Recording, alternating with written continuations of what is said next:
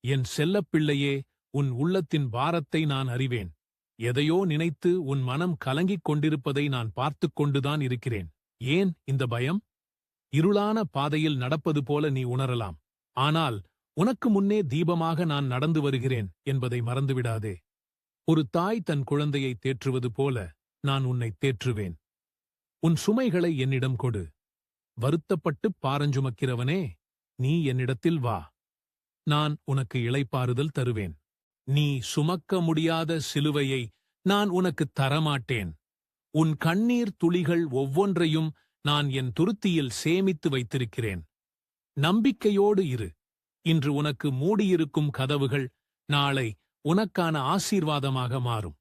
என்னால் முடியாது என்று நீ நினைக்கும் இடத்தில் என்னால் எல்லாம் கூடும் என்று நான் உனக்குக் காட்டுவேன். அமைதியாக இரு. உன் வாழ்வின் புயலை அடக்க நான் ஒருவன் போதும்.